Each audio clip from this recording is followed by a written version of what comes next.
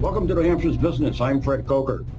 Solutions. We all want solutions to COVID-19 and any pathogen in the air. A vaccine at this time of history is one of them, but there's another solution, and it's in Bristol, New Hampshire at a company called Air Cleaners, Inc.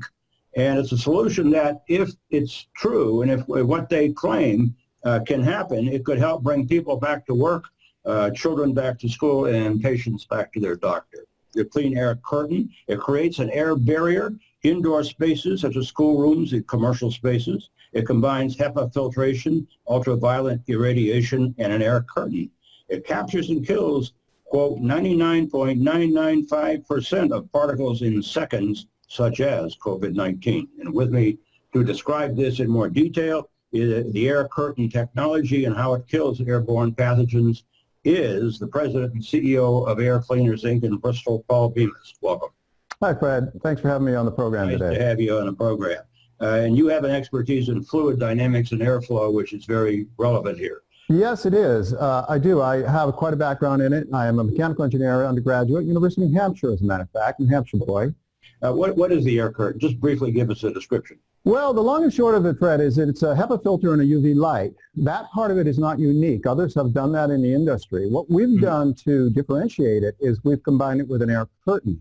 An air curtain is not a physical curtain. It's a virtual curtain. It's air that comes up very fast between you and another air space. It either protects you from others or protects two air spaces from one another.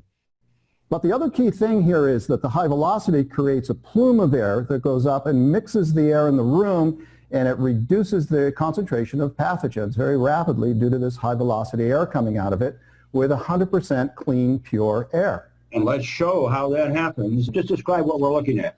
Well, here we have two people sitting across from one another. This is done using computational fluid dynamics, same kind of technology used in aerospace and automotive.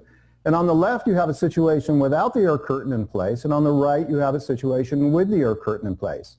And you'll notice on the right, it's much cleaner. Clean is blue. Pathogens are red in this animation, and it just cleans the entire room and blocks any kind of pathogen from one person to another. Really quite simple.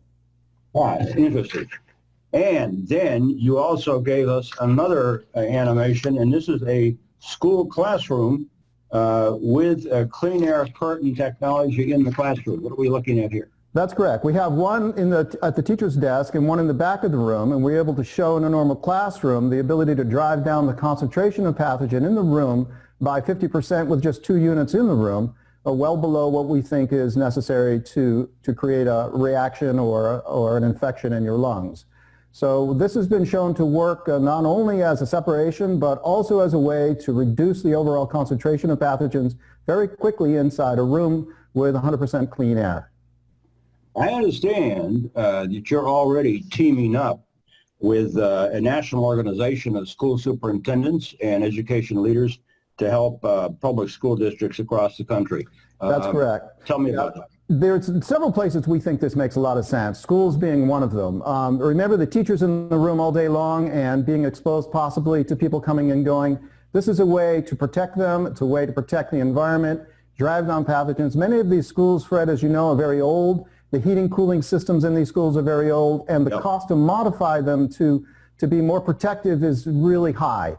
The cost of these units is fairly low. You can put 1 or 2 of them in a room and just drive down the concentration and make everybody safer. Roughly what is the cost per unit, depending on what unit you buy, of course? The cost of the units is about $1,500 in general. It does depend which models you buy. They go a little higher than that and a little lower than that, but generally around $1,500. And I understand it's patented. It is patent pending on it. There was no patents out there on this, so we went ahead and did a utility patent on it. It is pending. So you're a startup. Are you ready to gear up to manufacture this? Because once this hits the airwaves and the print media, you'll be inundated, I would think. Well, we think so. We've procured advanced supplies of both filters and blowers, the 2 most important things in it. We're working with a contract manufacturer in Tilton, New Hampshire called Spinnaker. We're thrilled to be working with them. This is a pure New Hampshire solution from one end to another. And we think we can meet demand. Now, of course, we could be overwhelmed, but that's a problem. That's another problem to have. It's the problem you want to have when you're in a startup business, and one we'll deal with. Exactly. Paul Bemis, President and CEO of Air Cleaners, Inc. in Bristol, New Hampshire. Thank you.